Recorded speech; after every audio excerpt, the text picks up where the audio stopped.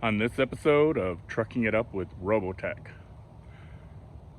I'm going to show you how to save money not going to a truck stop or a dealership. Spend about $450 for a oil change.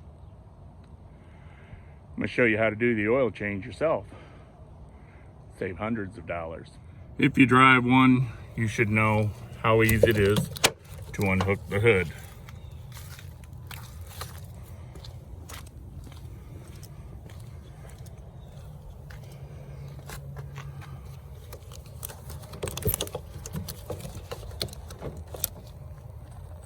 So I'm right-handed. Then lifting the hood from the side has always been the easiest for me. Project today is a DD15 Detroit Diesel 15 liter. Tools you will need today: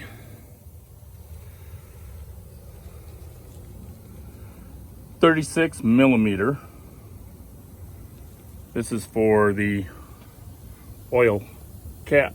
It also fits the fuel filters. This is the primary, your secondary fuel filter, and your pump. Over here, hidden, is your oil filter. Above is your coolant filter. Most people recommend that you take out the coolant filter, replace it with nothing. Put the cap back on. They say they have less troubles with these things. Check your mechanic or local dealership to see if that is recommended for you. Drive ratchet for the filters and a pry bar. Down on the bottom of the pan is the nut that the oil comes out of. This 1/2-inch drive fits that. However, you just don't drop it on the ground. I've got a 17-gallon oil pan I've purchased on eBay. Rolls on its own pretty good. I've jacked up the, I put the tire up on a block. The front end of these trucks are really, really low, and kind of makes this difficult to push the pan in.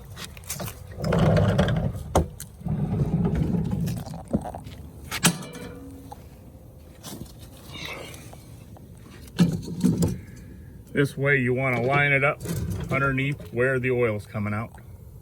Oil, frequently, it's nice to have a quick release. And the oil comes right out.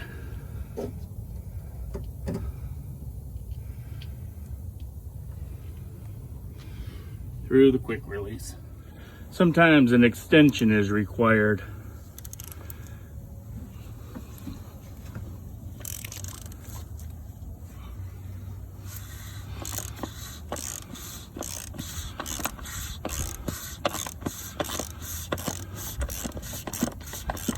And sometimes a pry bar is needed because some mechanic thought it was real smart idea to put it on as tight as possible.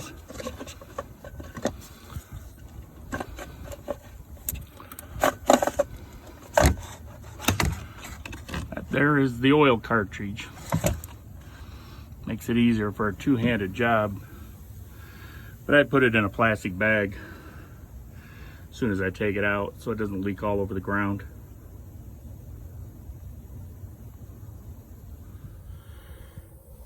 For this particular application, the kit comes with the filter, the seal, and the washer. On the cap, there is a washer that needs to be replaced. Some people probably just leave them in place. This tool here just makes it easier sometimes. Little pick tool.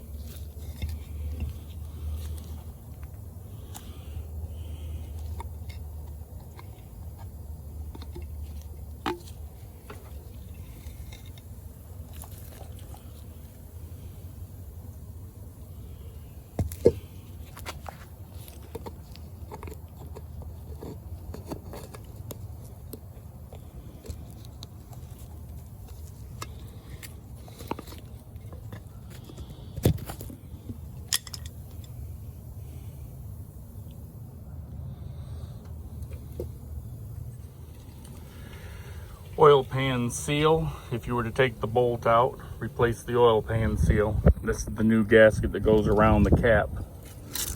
But it is recommended just lubing it up.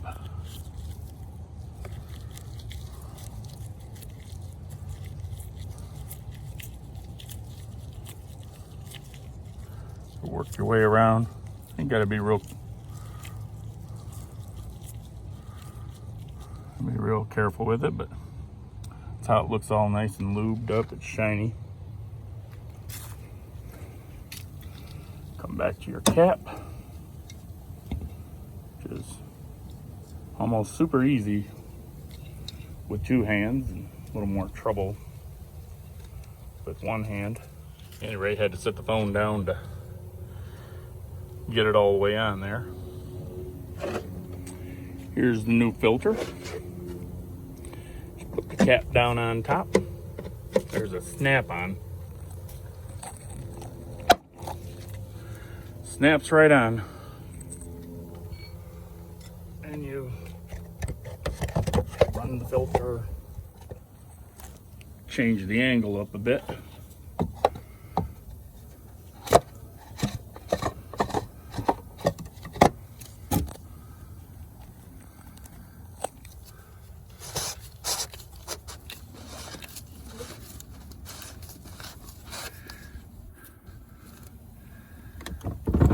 Hand tight a little bit, get it going, and then catch it in place. If you're not going to use I'm going to use a torque wrench, you want to be real careful not to go too tight with this. Listed at 55 Newton meters, which is not very tight at all. So it's not like I'm gonna pull real hard and see how tight I can get it like a lug nut. This is just plastic. So back to the oil. For this particular application, it takes a 10W30 CJ4 semi-synthetic or full synthetic oil. I buy it by the 55-gallon drum. You'll have people that'll swear by Mobil, Shell, Delvac, different brands. This particular 55-gallon drum actually holds 60 gallons of oil. Cost me $410. I will get 6 oil changes out of this. Though they call it a 55-gallon drum, it really has 60 gallons in it. That amounts to $6.83 per gallon. However, if you're a Mobil Delvac user and you prefer this blend, you can get it at Walmart for about $11 a gallon, or you can buy it in the truck stop for upwards of $20 a gallon. So before you go and add oil to it, you want to make sure you've put the bolt back in or shut off the ability for the oil to come out. Close it all up. If you're putting the bolt in, you got to remember that it's righty-tighty, and to take it off, it's lefty-loosey. So for the record, I saved one of the old containers from a previous oil change so I can get it out of the 55-gallon drum. But otherwise, they're all 10W30. Best put all the oil up high with you. Move the oil cap.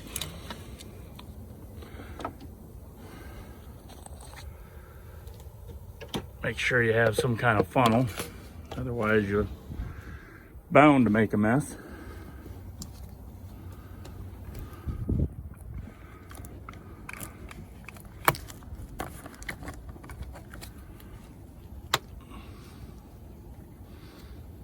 Again, I've used containers here to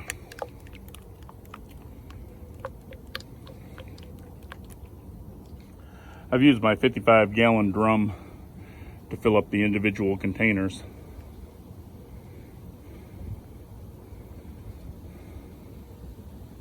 The recommended amount of oil.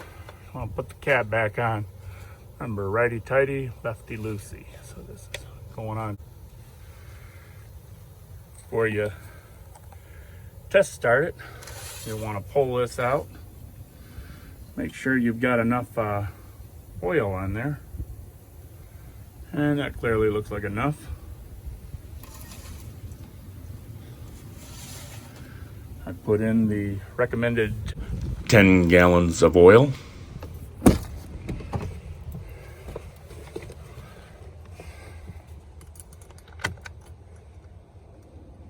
Oops. And power switch.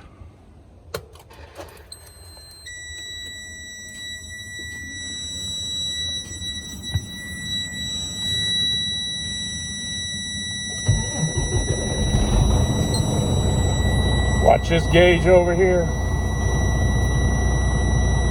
Make sure it comes up.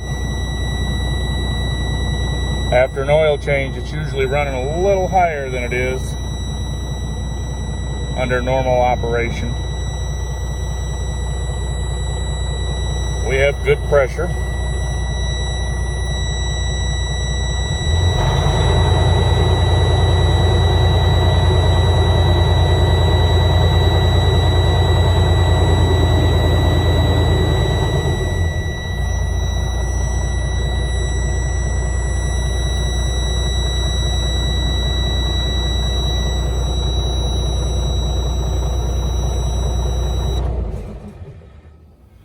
Come back out, make sure your bolt is tight, or if you have one of these easy valves, that it's turned to the off position. Make sure there's no leaks there. If you use the bolt on the other side, make sure that's tight and not leaking. No leaks around the cap. Kind of hard to see on this thing. And make sure there's no leaks around your cap there, where your filter is. And again, check the oil. Make sure that there's enough on there that you don't have to add more. And that there completes the oil change. Again, if I was to do filters today, for the fuel, the primary is here, the secondary is over here. The same 36 millimeter wrench changes them. They change similarly to the oil filter. All the fuel runs back down inside, so you don't have to worry about having fuel all over the place. I typically don't have to change that one very often. They come out clean, as long as the water separator, if you have one, stays fairly clean and you change it on the regular basis. The main fuel filters will always come out looking really clean. So here's the pan with the used oil, and what I'll do is I'll use the pump on the side to fill up my empty containers. And for disposal, AutoZone, Advanced, O'Reilly's, they all take the oil for free, so I don't have to worry about disposal fees.